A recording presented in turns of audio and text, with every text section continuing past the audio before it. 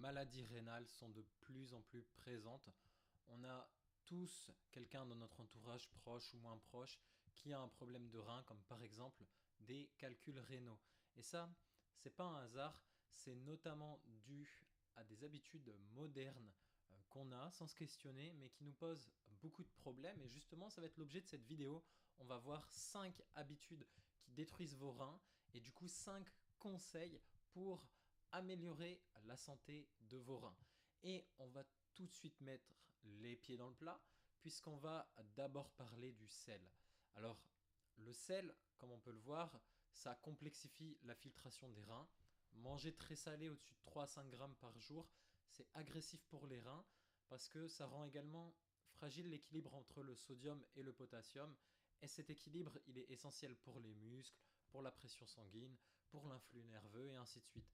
Et si on n'avait pas du tout cet équilibre, bah, la vie elle serait tout simplement impossible. Donc il faut faire attention à ça. Et l'excès de sel peut avoir d'autres problèmes, l'hypertension, les calculs rénaux évidemment. Donc pour préserver et pour soigner vos reins, visez moins de 5 grammes de sel par jour, idéalement 2 à 3 grammes. C'est une fourchette qui est tout à fait correcte, mais c'est une fourchette qu'on a tendance à exploser pour une raison simple, c'est que dans la plupart des plats transformés, on constate la présence de sel dans des quantités importantes. Et ça, eh bien, c'est un vrai risque. Donc faites attention à vos étiquettes. Quand vous achetez un produit, vous regardez tout simplement l'étiquette s'il y a beaucoup de sel et cuisinez vous-même autant que possible. Ça vous permettra de contrôler par vous-même tout simplement le sel et l'ajout, l'apport de sel. Ensuite, le deuxième élément qui peut paraître un petit peu surprenant, c'est les boissons sucrées. Parce que là, on se dit, ouais, mais les boissons sucrées, bon, ça pose beaucoup de problèmes, on le sait, mais pourquoi les reins? Bah, parce que la forte part de sucre dans les boissons sucrées provoque des pics de glycémie, et ça force les reins à travailler, travailler, travailler, et les reins se fatiguent. Donc on pense notamment aux boissons de sport, aux jus de fruits industriels, aux sodas. Et du coup, si ça n'a pas un impact direct, immédiat sur les reins, ça a un impact à long terme. Et l'autre problème également, c'est que ces boissons-là, elles favorisent la prise de poids. Et la prise de poids, ça favorise l'inflammation. Et l'inflammation, c'est mauvais pour les reins. Et même les sucres qui sont meilleurs, comme par exemple le fructose, alors meilleur, tout est relatif, hein, mais c'est un sucre qu'on recommandera plus facilement que du sucre de table. Bah, le fructose, ça euh, contient des éléments qui vont augmenter l'acide urique sanguin et qui est un facteur de risque pour les calculs rénaux. Donc prudence là-dessus. Il n'y a pas de boisson sucrée qui soit vraiment idéale et il faut être vraiment prudent sur les quantités, sur les moments où on apporte ces boissons sucrées. C'est toujours mieux d'apporter les boissons sucrées dans un repas structuré par exemple que d'un seul coup sans raison parce que là ça provoquera un pic de glycémie encore plus élevé auquel le corps n'est absolument pas habitué. Donc prudence là-dessus. Le troisième élément, c'est les anti-inflammatoires non stéroïdiens. Donc là, je cite l'Agence nationale de la sécurité du médicament qui explique bon, tout simplement que les anti-inflammatoires non stéroïdiens, c'est des médicaments qui sont utilisés dans le traitement de la douleur, de la fièvre, des inflammations. Et euh, pour citer des exemples concrets, on a le diclofénac, le kétoprophène ou encore l'ibuprofène qui sont des substances très connues. Et ils sont très efficaces contre la douleur, ces anti-inflammatoires.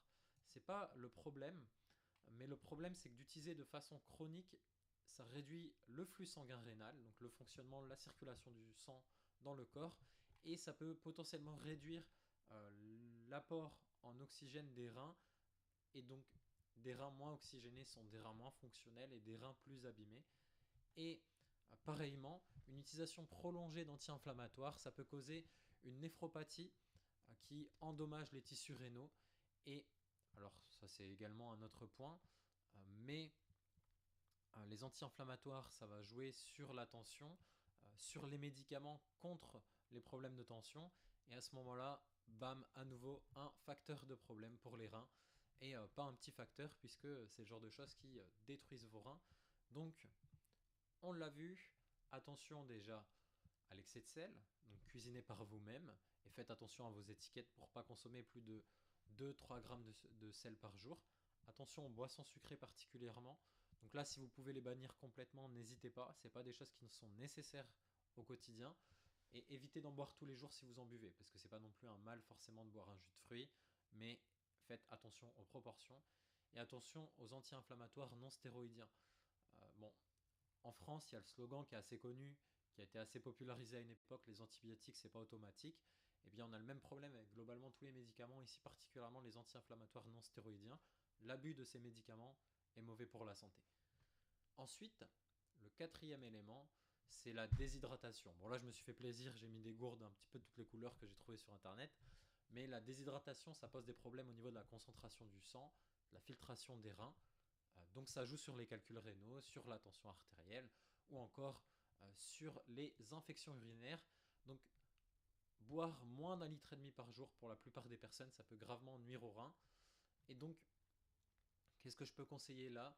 Tout simplement, c'est viser une hydratation régulière tout au long de la journée. Moi, par exemple, j'ai ma gourde. Donc, par exemple, je sais que ma gourde fait un demi-litre. Donc, si j'en bois 4 gourdes complètes sur la journée, ça fait 2 litres d'eau. Donc, globalement, en dessous d'un litre et demi, c'est insuffisant pour tout le monde. Mais ce qu'il ne faut pas oublier, c'est que l'hydratation, on la trouve également dans l'alimentation. Donc, une bonne alimentation, par exemple des légumes, tout ça, ça va contribuer à vous hydrater. Et donc, ça va contribuer à la santé de vos reins. Et ça, c'est important à retenir. Donc, n'hésitez pas à surveiller votre urine. Si elle est trop foncée, trop jaune, vert foncé, c'est que vous êtes très déshydraté. C'est quelque chose qui peut être normal le matin.